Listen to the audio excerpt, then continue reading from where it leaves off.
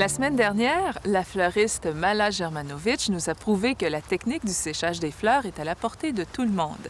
Cette semaine, elle nous en met plein la vue, encore une fois, en confectionnant de beaux arrangements de fleurs séchées qui constituent un réel plaisir, non seulement pour les yeux, mais aussi pour l'odorat. C'est mon collègue André Laprise qui l'a rencontrée à sa boutique.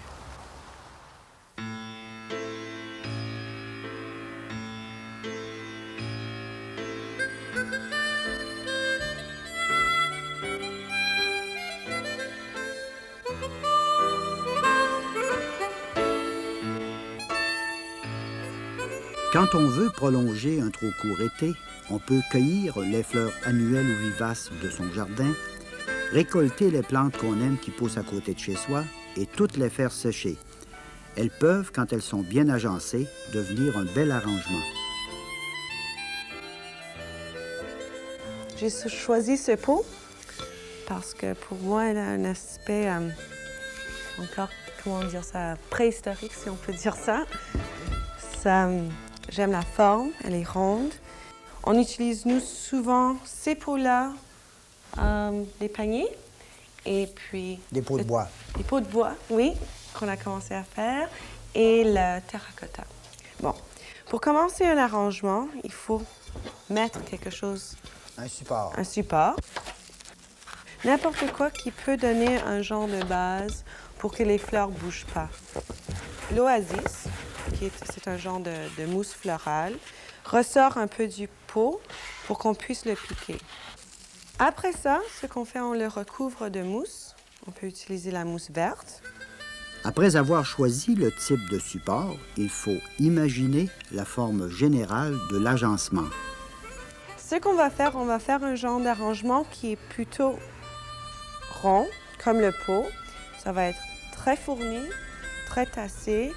Il faut, surtout avec les grandes tiges, les tailler un peu avec un couteau. Moi, j'ai tendance toujours de commencer par le bas pour me donner un peu ma forme de rondeur. Comme c'est là. Avec une branche, je vais faire presque ma circonférence. Quand les morceaux sont trop courts, on n'a qu'à prendre un pic de bois avec un petit fil de fer et les attacher ensemble. Et ça nous donne des tiges instantanées. Et puis on continue. Et ce que je vais faire, je vais changer, utiliser un autre feuillage avec une autre texture, c'est le eucalyptus.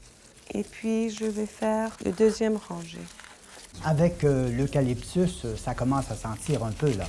Oui, d'ailleurs, à chaque fois que les petites feuilles vont briser, puis que vous utilisez ou que vous cassez une tige, il y a une odeur qui va sortir. Le eucalyptus fait ça, la lavande fait ça, l'anaphalis a tendance de faire ça. Et les feuilles de laurier aussi. Ça dégage un joli odeur. Puis là, on continue encore. Alors, entre les feuilles de eucalyptus, je fais piquer ça pour donner encore un peu de volume. Quand la verdure a pris place, il est temps de planter les fleurs. Aujourd'hui, ce sont des tournesols. Si on a des fleurs avec des très grandes tiges, comme les tournesols, c'est mieux de les piquer maintenant parce qu'on a beaucoup de place.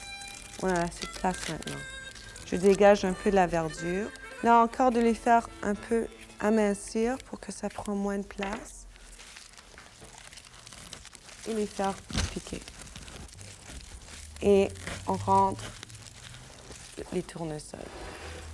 Là, mes tournesols sont en place. Et Van Gogh sera content. Ce que j'aime beaucoup avec ces arrangements, je les appelle des arrangements de découverte. Parce que quand on rentre, ça fait un masque, et puis il faut aller chercher tous les différents éléments et textures. On peut utiliser seulement 2, 3, 4.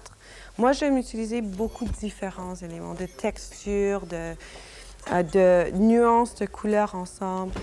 Quand on décide qu'on a suffisamment de plantes pour l'arrangement. Ou quand on n'a plus de place pour piquer, d'ailleurs c'est toujours le cas pour moi, ou quand on a utilisé par exemple pour nos clients tous les fleurs qu'ils ont désiré d'utiliser dans leur bouquet, ou des fois on n'a qu'à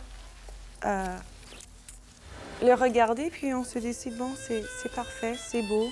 Là, tout le lavande est mis. Pour terminer l'autre côté, on va faire quelque chose comme ça. Et voilà.